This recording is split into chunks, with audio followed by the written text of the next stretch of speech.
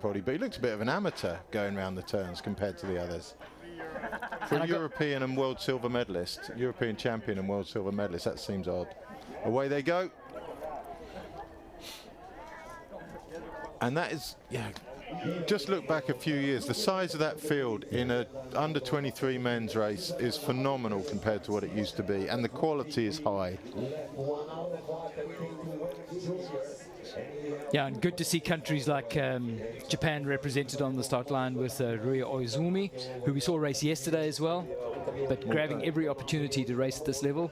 Barbel we saw yesterday as well. Petschauer in the middle, 3:01. Closest to us is Derevensky, fourth at the Europeans.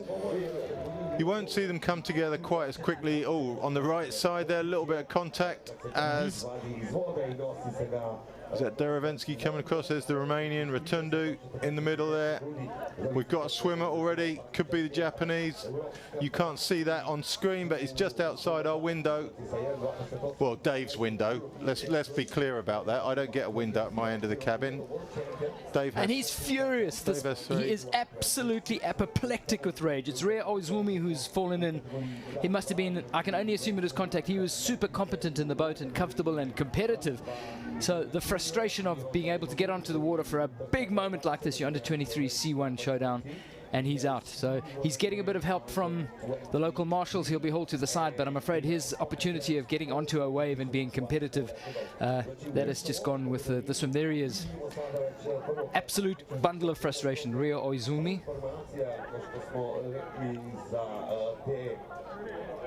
But back at the front, we've got three together. We've got Derevensky, Aries and Barbel there, all together at the front. They seem very well organised. I don't think they're as far clear as that. I think there's another group off to the side of them somewhere. You see two more bows just behind them. There is Derevensky.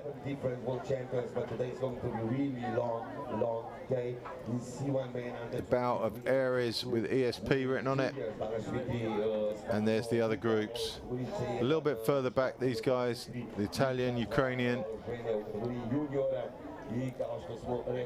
Interesting part about what we got on the water at the moment with the women's K2, which is going to be a hot race. They're racing 5 full laps. They will move at a different speed to these sea boats, and there will probably be a stage where there's going to be an overlap and an expectation that there'll be some sort of courtesy observed to the quicker boats coming through on the course.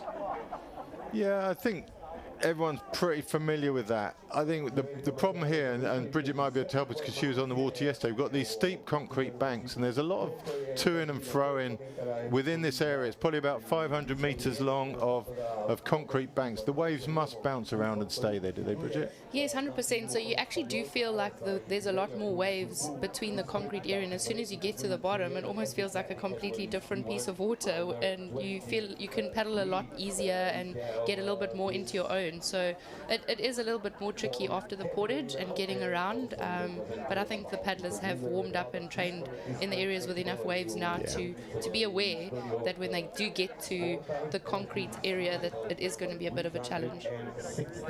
We've got medical assistance going on there from the rescue boat with that was almost a classic white cross of a plaster on his shoulder.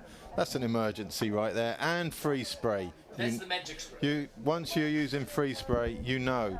So we've got Moldova there, we've got Spain, we've got Ukraine. It's all coming together. We've got a couple of Hungarians. They're in the white shirt, one with a backwards cap on, so you know he's fast. In fact, they might both have a backwards cap on. C1s going around the bottom turn. We're looking at Barbel, Plusik, Aries, Derevensky and Vilga. Yeah, so this turn might create a little bit of a break, especially if they can see that happening, but if they go up along the side, they'll be able to form a group of 5 again.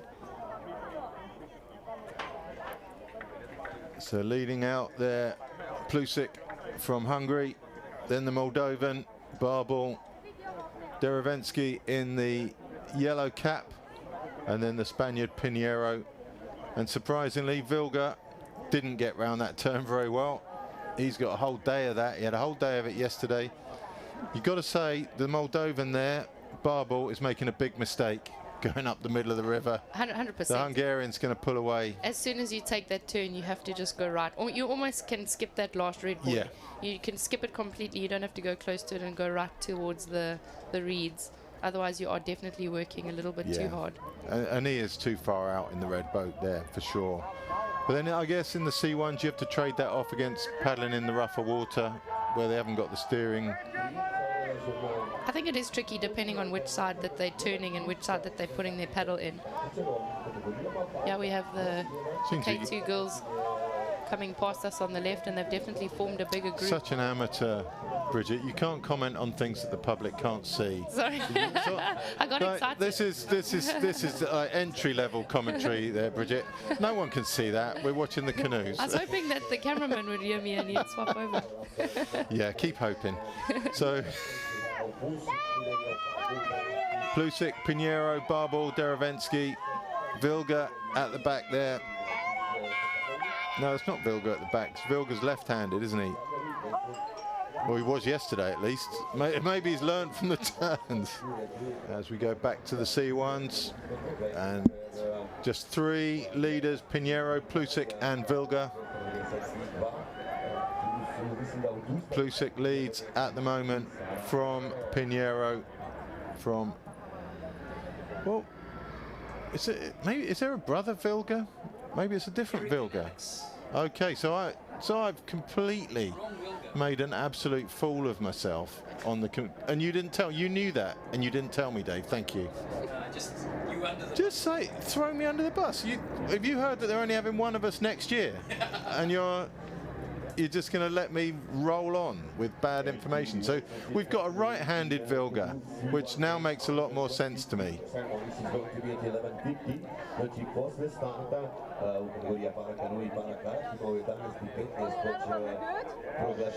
They've definitely made it a little bit easier for themselves now, having a breakaway of 3, I think, in the C1 group, especially coming around the top turn.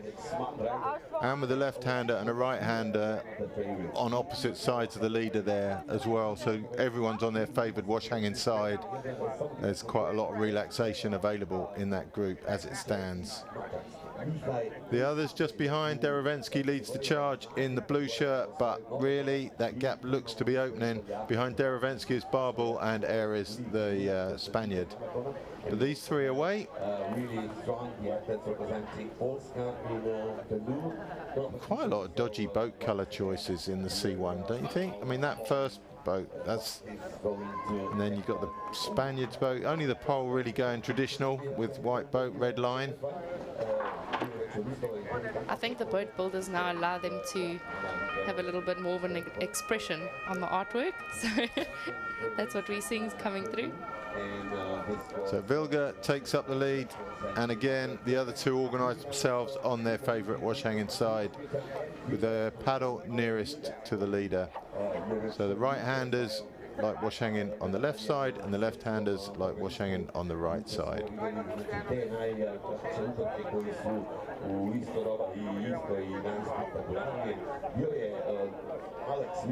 Is it possible to be competitive without a cap?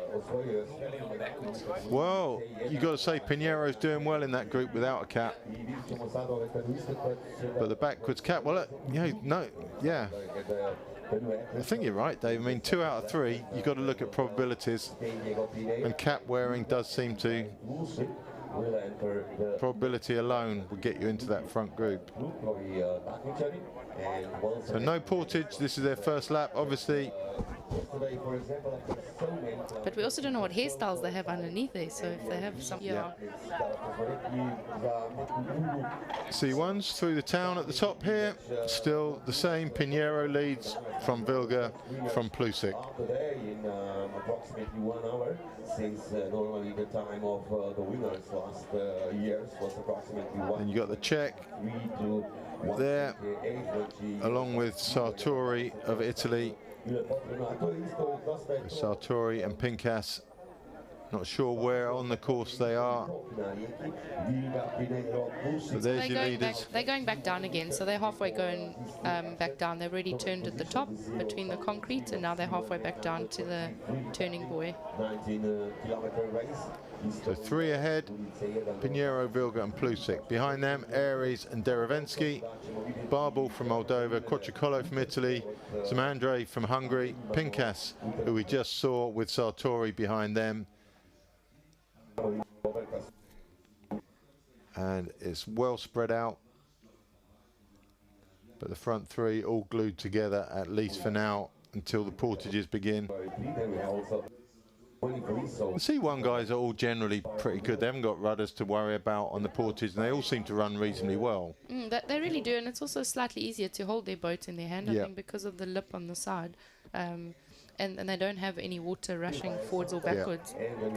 Yeah, you see them generally, they'll turn the boat over immediately, they get out, everything comes out, and it is a little bit of an easier life, but I wouldn't trade that easier life on the portage for a lifetime of kneeling up, would you? I must say, I did try C1, well, actually C2 at a stage, and it was a little bit more fun paddling with someone who knew what they were doing, but by myself I think I'd just go around in a circle. Wouldn't get that J stroke right, so it's quite an art. I did enjoy training with them a lot though, because the C1 men are the same speed as the K1 women, absolutely. So they are great training partners.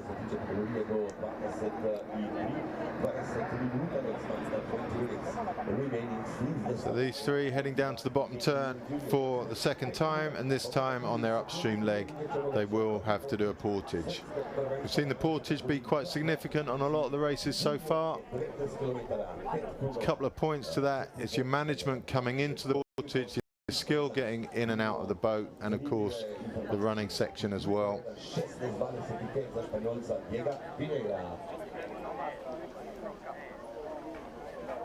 But everything looking pretty leisurely up the front of the men's C1.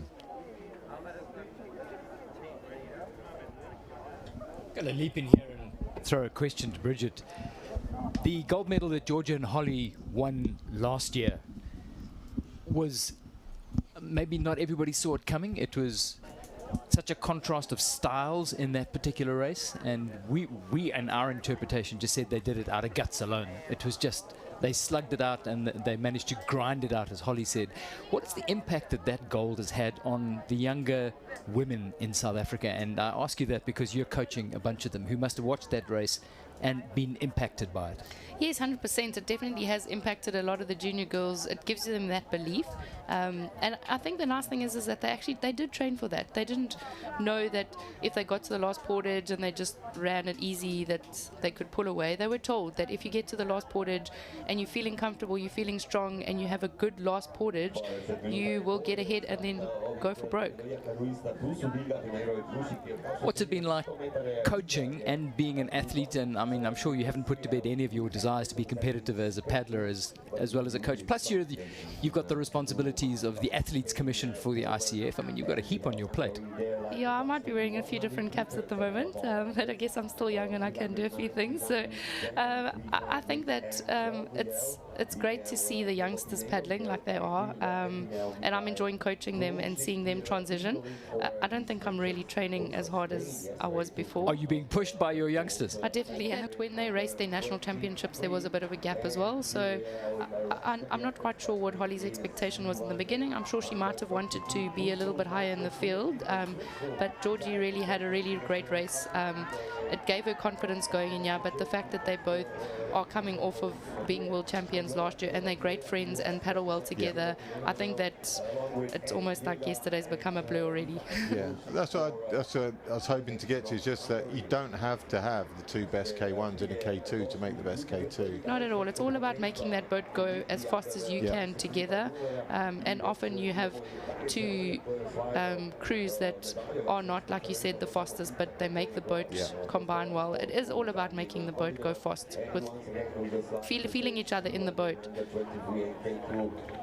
I think we're a sport that tends to train primarily in K1s. We're not, unlike rowing, which starts in big boats and works their way, it's only the freaks and weirdos end up in the singles in rowing. But rowing typically is a crew boat, sport, where we tend to be an individual sport. They get together for crew boats less frequently. Yes, I think that's true. It's probably because there are more races that take place in singles than doubles, and it is also at the end of the day to put those crews together. Which is a skill in itself. That's your job as the coach, right? Yes, to try and see who's the best at combining. And try different things. I think that's also about being brave as a coach. These C1 guys look like they're super comfortable again in a formation. Bad news for the Swedish team there, Nilsson and Siftoft. Not sure if they've abandoned the race or they've been abandoned. It wasn't clear on the heading there, but either they're sort of, yeah, we might see them in the. We hope they haven't been abandoned in Metkovic. Yeah, that's it. It could be.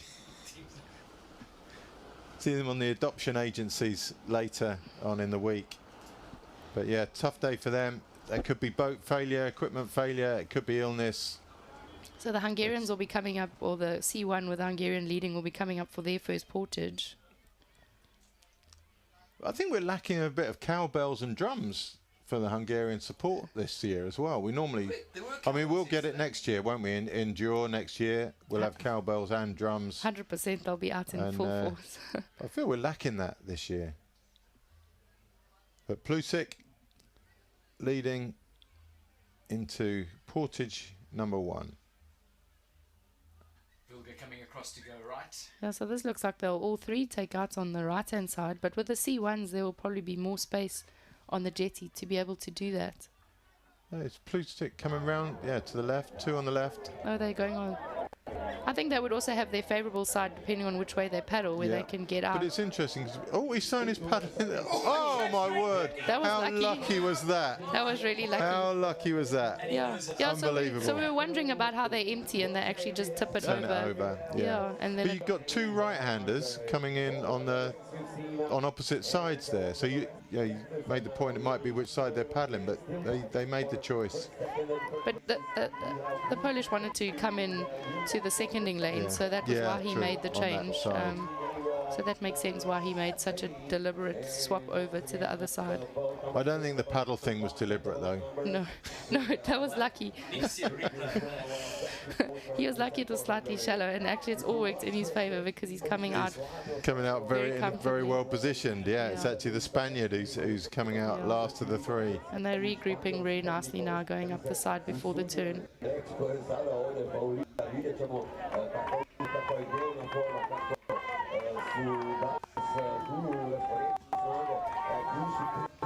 So they're all together still as they go up round. Oh, we've got a message in our private channels here saying the Swedes are back in the race. They're no longer abandoned.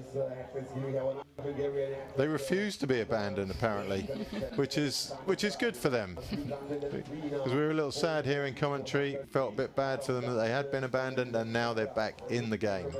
So hats off to them.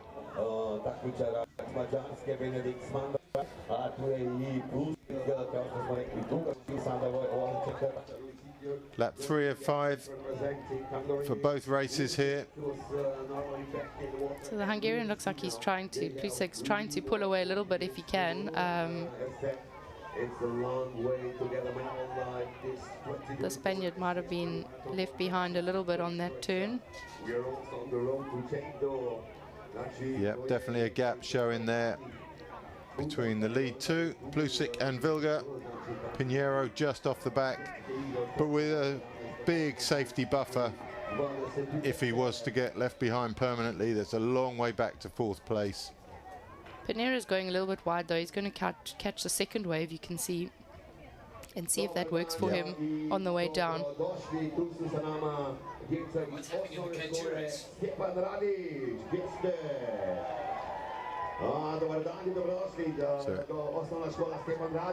All the C1s spreading out quite a lot around the buoy, the turning buoy, with only 2 crews in the front. So yeah, Pinheiro, as Bridget said, he's moved out wide to take advantage of slightly smoother water and the waves that come off the back of these 2 leaders. Yeah, the opportunity there as they swap leads to gain another length or half half a length at least, maybe climb one more wave. See Plusik coming round the back of Vilga, so he's on his comfortable side. We've got two right-handers now, so that's going to happen every time the lead changes, which isn't ideal. But Pinheiro just out of shot at the moment. There he is. It looks like he's going to make his way back to that group. Yeah, he did a good move there, going wide and trying to catch that wide wave, and I think it was in his favour. Now he's heading out to the left to do pretty much the same, because when he gets there, he does want to be on the right-hand side of that group.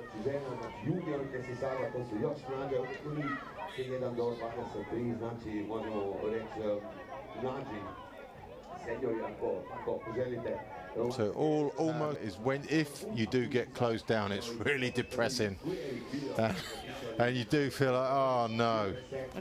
After all that, it does take a bit of a recovery time once you've been caught up. So Pinheiro, Plusik, and Vilga all, well, as we left them really, whenever we last saw them. Pinheiro did a good job at coming back, because he was riding second wave, wide wave on his own around the turn, and he managed to get back. Sartori of Italy on his own there. Poi abbiamo visto Davide Sartori con il numero 313, sì, non so, Italy che in momento al nono posto, leaders all looking comfortable. There was no real drama on their first portage either, was there? Apart from the whole paddle magic. Yeah, that was saying ta-da, padoof. So yeah, I don't think he'll try that again, but they all look very well. But just bumping the weed off the front of their boats.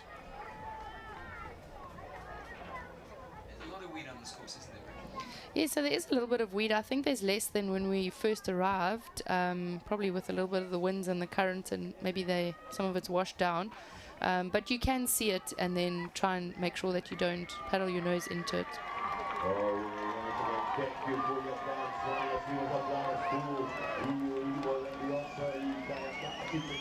So not sure, that shot there, I'm not sure if there was something happening that we didn't see from commentary, but he gave us a shot of the rescue boat there.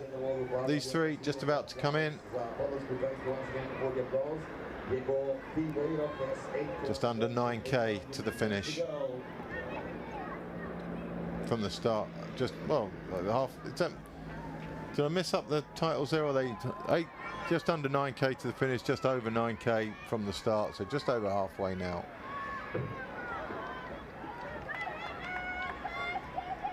All three sharing the lead. Yeah, the Hungarian chose the left side to take out last time, so if he does that again, then it will make it a little bit easier on the right. Got two right-handers and a left-hander.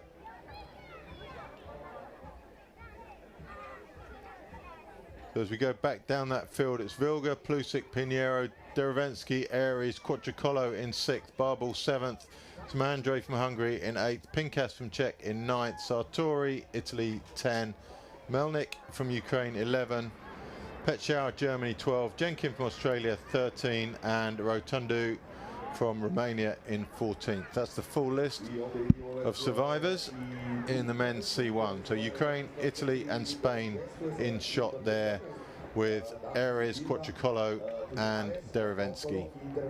So we have 3 athletes now, approximately 160 meters behind, fighting for spots number 4, 5 and 6 versus the Facetri Ketta i 6. So once again, we will see the next portage for this canoe. Zato uvijek portage izvode I to će biti prvi.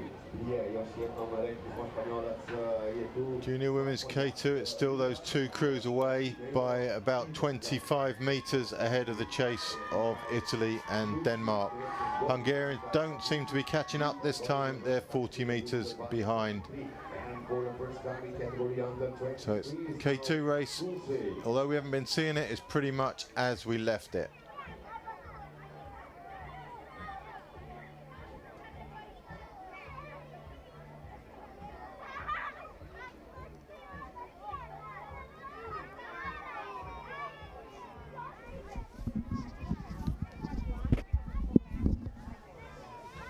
Here's a question for Bridget. Simultaneous to this question that the racing that's going on here in Metkovic, the Olympic Hopes Regatta is going on now. Maybe Ivan will chip in later on this. This is such an opportunity for athletes to expose themselves to international competition, but some of them would have had to choose about what to prioritize. Yeah, so they definitely will choose, and I'll speak about that just after this. So we have a really good takeout here from Poland and Hungary. Spain is going to be lagging a little bit, and he's going to make himself work a bit harder, especially because the last Portage, he also had to work super hard. And I think that's the discussion which has happened right here at the front, saying there's a gap. Yeah, and those two look like they're running more comfortably as well in the front, the Polish and the Hungarian. So I think as we see them coming into the put-in, they each choose one side, and we might actually see a break now if they get away. This might just simplify the race for the podium. Let's see if they try and make this break stick. They're certainly not loitering and giving him a chance to get back. They're going to make him work hard to get back onto that bunch. It does seem like Pinero was right there on the put-in, but they can definitely make a little bit of a break here and make him work hard. But again, he does have some marathon riding skills, so he might pick up on that second wave again and manage to fight his way back again. This is the second group coming in now, and they're also looking like they'll stick together in that group of three with the Italian and Ukraine and Spain. So it's the second Spanish boat as well. So up to the turn.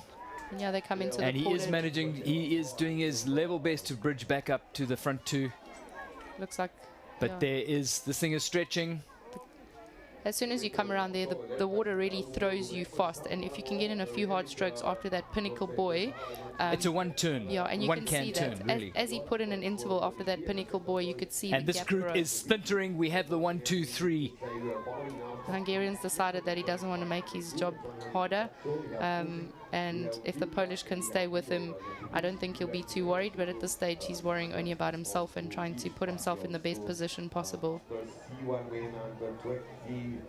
Mihaly Plusic, who's won the award for the funkiest boat finish definitely in the C1 racing of this year, but has now seized the opportunity to find some clean water at the front of the C1 race and hauling away from the pole. Yeah, I think Volga's making sure that he's going to get contact again. He's coming back up on the left.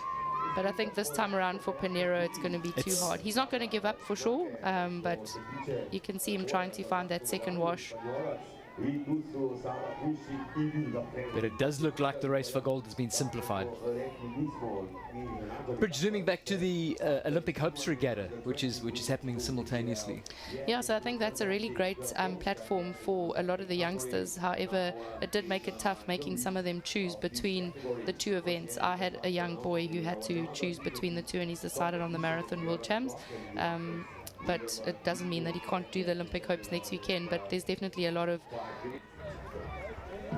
Oh, this is interesting. Pinero's found himself back on the group. Unbelievable, so really. Back to a group of three. Yeah. So he's a never-die paddler, and he's definitely got some skills putting pressure back on the Hungarian and the Polish. He's the sort of paddler I really used to hate. I used to like to think that once you got rid of someone, they were gone. So write them off, get them out of the picture.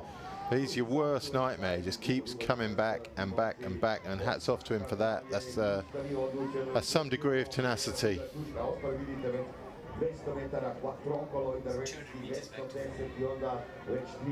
Okay, so with a 200-meter gap between the top three C1 men to fourth place, that's quite a big margin. So I think that we almost can comfortably say that these are our medalists for the C1 men's under 23 race. Going to put your money on anyone, Bridget, out of those three? I think I'll put my money on the Hungarian. Yeah, me too. He's been quite smart throughout the whole race. But Vilga is European champion. He beat him at the Europeans earlier this year. Well, then it'll be interesting who puts the hammer down, because Vilga definitely has looked super comfortable as well. Yeah. Even coming around the turn after the Portage, he hasn't shown any signs of being pushed off or being dropped as soon as they came around the turn. And unless Pinero smartens up his portaging pretty rapidly, you can't catch up that much on the short lap, surely. Yeah, so if he does the same thing again on the last Portage, then he will be fighting hard, but he'll still be getting the bronze. Not sure what happened there with the Moldovan. He seemed to have stopped for a picnic or something on the riverbank, but he's just come out behind the Spaniard Ares there. So I don't know if he'd, just gone off course or whether he needed to do a bit of maintenance. But he's still just behind Ares. He's currently in 7th place, Barbel of Moldova.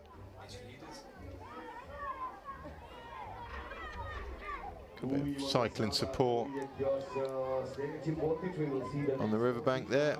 Don't forget, we have normally now also the food. So K2 Women Juniors on their final turn at the bottom end of this course before they come back to the final portage. Bit of emotional music at that point, obviously, and then we move on to the small lap.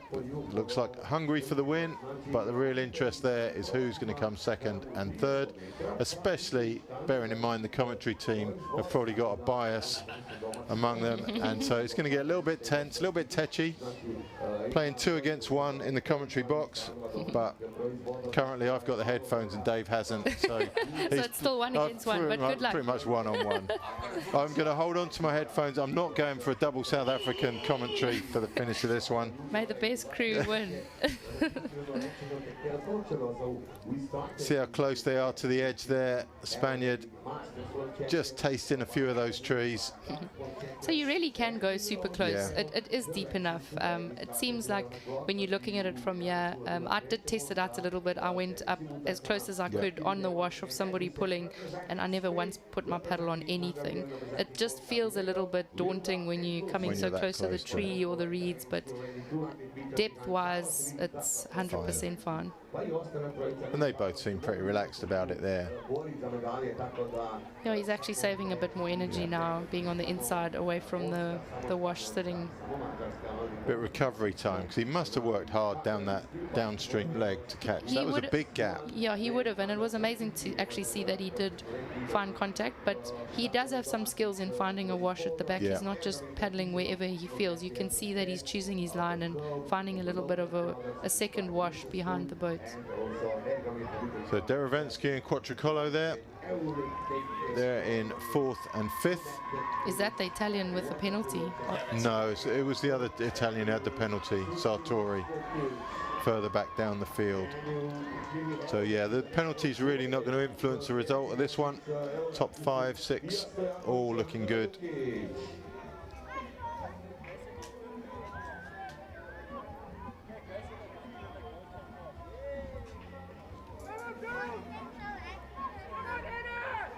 We do need a 3rd set of headphones in here. Let's get back to the junior women. So we'll probably see the C1 through men the portage. will come through the portage first, and then. Here we will see now Pinheiro, Pusic, and Sovinga. It's really interesting how they pair together for 1 hour, and no one is trying to escape holding in the sprint. We'll see. So we sprint na kraju točemo tek ide svišta odluče isto i ovoj kategoriji. Decided yet also in this category. Because Dave's got a window here, he's pointing out stuff that you can't see on screen, but we had a little bit of drama at the tail end of the women's K2 race there as they came over the portage.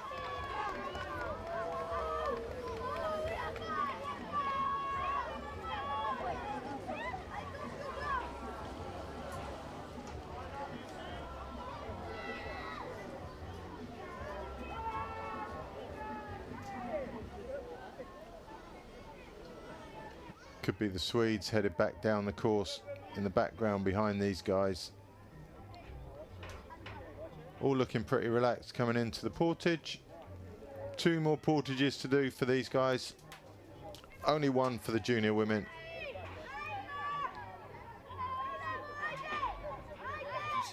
So here's the interval. It's going to be interesting to see where Pinheiro decides to go, but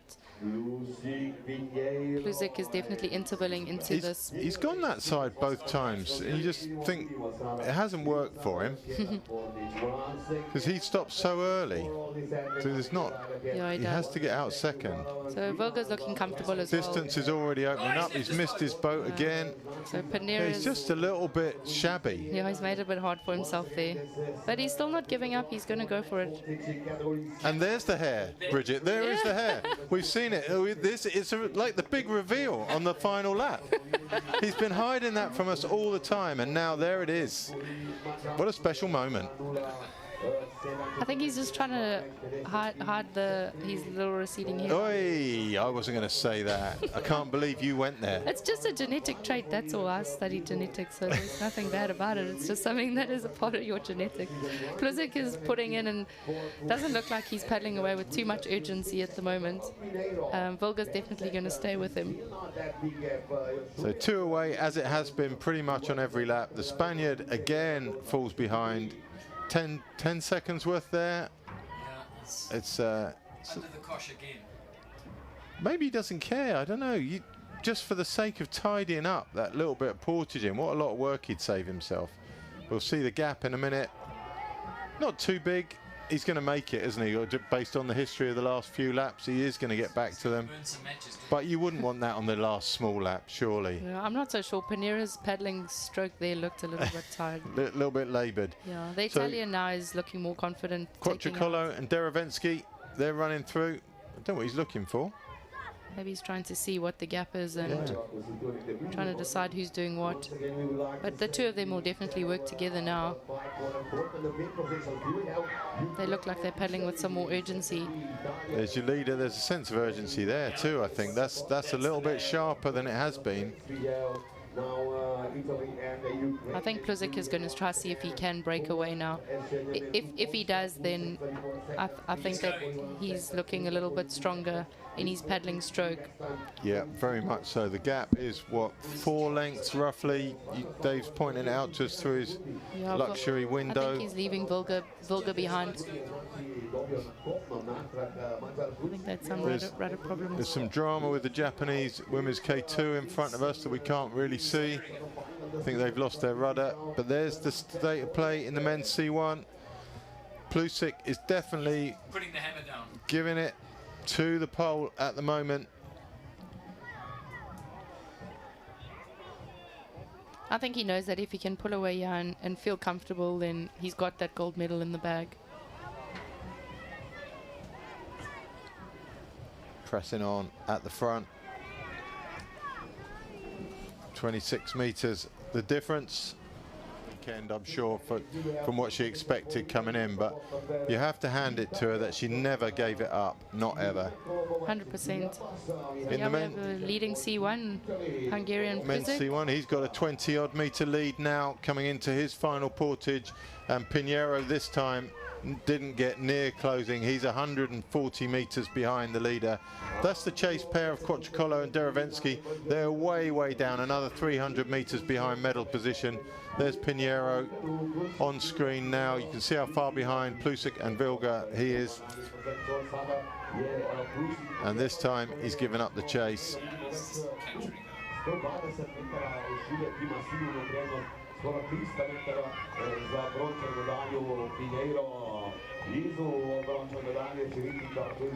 Third place for Pinheiro. This is further back down the field.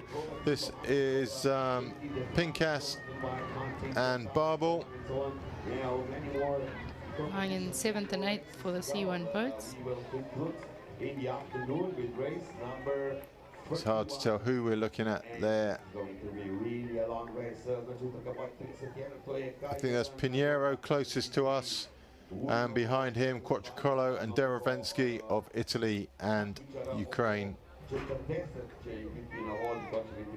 Then the 2 boats behind them are the ones we were looking at just a minute ago, Barbel and Pinkas. They're nose to tail currently, and then goes back. But here's your leader, Plusik, second at the Europeans, behind Vilga, but this time it looks like those positions are going to be reversed, and it's Plusik who's going to take out the big one.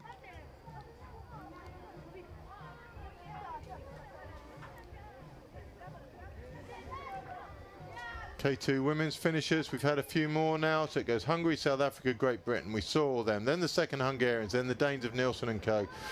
Italians after them, Great Britain crew of Sklenarover and Payne in 7th. Anderson and Hinger in 8th from Denmark. Argentinians do that, and Pedrotti in 9th. And Figueiredo and Juaristi from Spain in 10th position.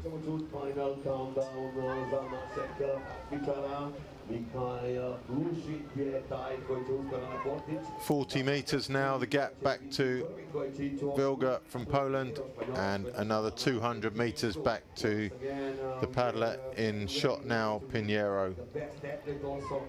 So losing ground fairly rapidly, but he knows he's got third. He's safe in his bronze medal position. Yeah, I think for the C1 paddlers, this is definitely the top three coming through.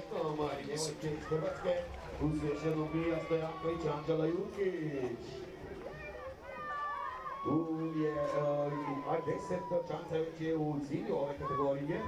Četvrta je Mađarska, peta Italska, šesta Italija, popularna Italija, sedma je Velika Britanija, sedma Great Britain, 8 for Andersen India, 9 Dotaina Petrovi, 10th place for Malen Juaristi and Laura Iga. Plusik makes his way back to his final portage. He'll be untroubled. Well, Bridget will be awaiting the arrival of her charges. It's been a massive day for them, and I know they would love to have Coach on the finish line when they get off the water. So pleased with them. Final portage now for the man who's worked so hard to take a dominant lead, Mihaly Plusik. Yeah, this is exciting, I think, for these guys, especially if it is a change around for between the Hungarian and the Polish. And there goes Vilga. Europeans. That's a sneaky move, that. I think he wants to put in on the other side, so he's planning ahead. But for Plusik, he's looking super comfortable on the put-in. He's not even under pressure at all. Plusik pulls away. Yeah, Vilga choosing to get in on the Vilga other also side getting as on a well. super fast put-in from him. He's not giving up without a fight here. Definitely. We might have a real scrap on this last lap. Yeah, it's gold and silver, but you also never know until you've crossed the line, so you have to give 100% all the way until the end. So Eric Vilga determined to make a contest out of this all the way down to, and that's going to be the bronze medalist. You can see that's Pinheiro. Pinheiro's. He's looking like he's paddling happy with his There's a bronze sense of medal. resignation in that. He'll be happy. It's enough to get him onto the podium. Just watch this. You wonder why the boat slides are knocked off most of the C1s by the end of the race, because every time you turn it over to empty it, that boat slide is going to be the victim. So I think there's an ITO whose job it is to pick up the boat slides at the Portage takeout. But the contest is certainly not complete as far as the C1 race is concerned. Mihaly Plusik, who's dominated and pulled away on every race, is being kept honest by Eric Vilga in the Polish colours. Yeah, there's my South African crews. And there they are. I don't want to shout online. No, I'm very proud of them. This is really something that, as under 16s, is tough to take on the world at this level. So I am super proud of them. A lot of it is mental. As much as you can condition them to be in good shape to race the full distance and the full number of laps, but mentally to get yourself up for a contest like that, when you're 16, there's no dodging the demands placed on a 16-year-old to race on a world stage. No, 100%. It's super daunting, but it's all learning, and you have to race to learn more. So I think it's good for them to be. Give me a thumbnail sketch very quickly of the two characters on that screen. Hannah Newlands and Taylor. Hannah Norton. and Taylor. So they're really good friends. They're super motivated. They're at Epworth, aren't they? Yes, they're at Epworth. If I tell them to do anything, they train and do it. I almost have to hold them back sometimes. So it's really nice. It's exciting for them for the future. And I hope Epworth is cheering around the TV monitors now and whooping them home, because they're not going to be on the podium, but they've made their mark. 100%. And it's really nice too. They're getting some TV time here, which is super cool, chasing the C1 leading under 23 boat. But it's really good that they're tucking in behind them, so it does almost allow Vilga to find his way on like a second wash too, because he's also not giving up. And there we see Pinheiro coming around for third place. I think he's looking a little bit like he's happy that this is coming to an end, but he's had a great race. No pressure final lap for him, for Diego Pinheiro. But the Hungarian Plusik's actually looking so comfortable. I've trained a lot with Hungarians in my paddling career, and I used to love having them as training partners. And the C1 paddlers are super strong, and you can definitely see that he's got a comfortable style moving forward, reaching. He's also got the boat charge going forward, so he's also got a little bit of a slower stroke rate there, so he can still pick it up after the last turn. without being a technician specialist in C1 racing, he does seem to be physiologically gifted. If you look at the length of those levers, he's got long legs, long arms, and he just seems to be naturally predisposed to being a strong seaboat paddler. Yeah, 100%. I think in canoeing and kayaking, it's all about the levers, and it is about the levers that you can use and make them work for us. So he's definitely making them work for him, and he's got a good technique, so it's nice to watch. So the gold medal now within grasp of the Hungarian, Mihaly Plusic, taking the funkiest metallic finish. I don't know what to call that. That's like a metallic finish on that boat. It's like next gen. I mean. It does look a little bit metallic. So even for him, he's coming up a little bit, hugging the side before he goes in again. So he's allowing himself to be a bit more protected along the bank a little bit before he cuts in for his medal moment. You set yourself little milestones for every turn, once you've taken a long turn for where you're paddling for. You must look for milestones upriver, and when you can finally turn and see those two white cubes floating with the red flags on it, the pain goes. Yeah, it is the last adrenaline rush, definitely. And there's Pinheiro. He's just hanging on. But he's also looking comfortable. So you can see how the C1s really did cut quite far in. So they have hugged the side properly before they do their final end sprint. A lot more than what a lot of the junior K2 girls did. See, so they go all the way to the Portage and then they cut right in. Right in. These athletes are really close to the finish line. Slick seaboat turnaround that can. But to the victor the spoils. Mihaly Plusic, who has, to be fair, been the dominant character in this race throughout. And here he comes to cross the line, comfortably ahead. The Australian women in the background, but it's victory to Mihaly Plusic. Celebrates, makes the most of this moment. And Hungary have a new seaboat star. Second place is going to go to Eric Vilga. He's left it all out on the water. We're not sure about that response, if he's actually unhappy or if he was. That's a solid place. If he is European champ, maybe it's a little bit of feeling unhappy, but I think a silver medal at a World Championships under 23 C1 is still a great result. And this is what the sport thrives on, this sort of camaraderie at the finish. You can be foes on the water, but the camaraderie on the water at the end of it is an indispensable part of it. I don't think anybody would... Yeah, they paddled together for most of the way, so I think it's amazing to see. And here's your third place, Diego Pinheiro. Bridget Hartley, thank you for the time. It's been a pleasure having you in the Portaloo with us, in our bird box. And the third place is going to go to Spain's Diego Pinheiro. He's been all by himself for this final lap, but he's had to fight his way back into contention. He certainly showed, one, he's got the technique, and two, he's got the heart and the appetite to fight his way back onto that front bunch. Pinheiro is going to make up the balance of the podium for Spain. Another C medal going to Spain. Yeah, Spain, Hungary and Poland, they're definitely the dominant force in the C1s. While we've been watching the C1s, we've had more finishes in the K2. Fernandez and Justo from Spain, Sutton and Elliott from Australia in 12th, Burnett and Crevero from Italy in 13th, the Croatians in 14th, Tan and Murphy from Australia 15th, Newlands and Norton from South Africa, Bridget's crew there in 16th place. So they're all the finishers. Got a couple more still to come. No, we saw Nielsen and Siftoff finish as well, I think. Claiming it on the line. There we go. Happy with that. That's a very different reaction to the Portuguese, to the Polish reaction.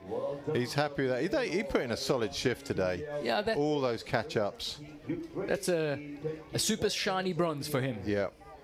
Behind him, Derevensky of Ukraine has broken away from Quattrocolo of Italy to take 4th place. In the background of the finish just now was the Australian crew of Anthea Tan and Maya Murphy. 15 and 16 in that boat. So huge credit to them, and we're looking forward to seeing them being back here and growing and moving into that international stage. Fairfield Canoe Club in Melbourne will be cheering them on. Super happy with that performance. Yeah. And that first leap onto a world stage is a big one. Quattrocolo Yep. across the line in 5th position. Followed by Pinkas from Czech Republic. He's already raced in the juniors yesterday as well, so stepping it up to the under 23s. It's a brave move. And he's acquitted himself very, very well, I would suggest.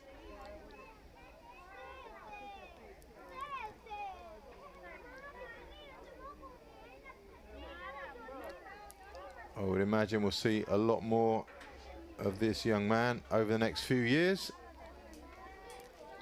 Pinkas crosses. Top 10 result for Czech.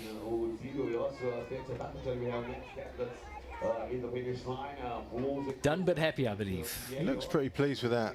Then the Moldovan, Barbel. Unfortunately, Rio Unsumi left the race for Team Japan, and prevailed the Gliding it over the finish. crossed also the finish line.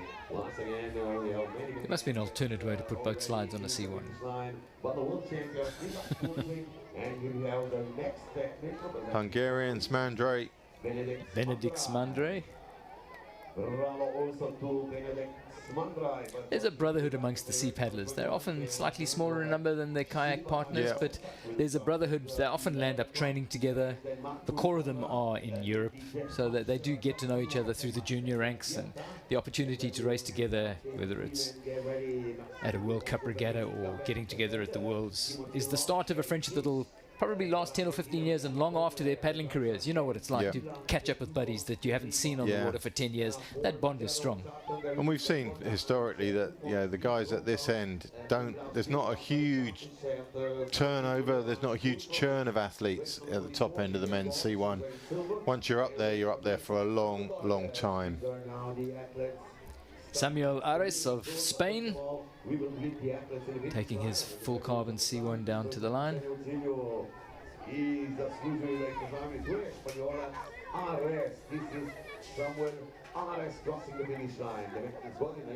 Then a small pause, and for me one of the big moments at a regatta like this, and a moment of evolution as the para paddlers get down. I think so, and yeah, the Para's been in now for 3 years. This is its 3rd year, and next year it becomes official World Championships, and the numbers are growing, the quality is going up, the enjoyment is evident in the para community here.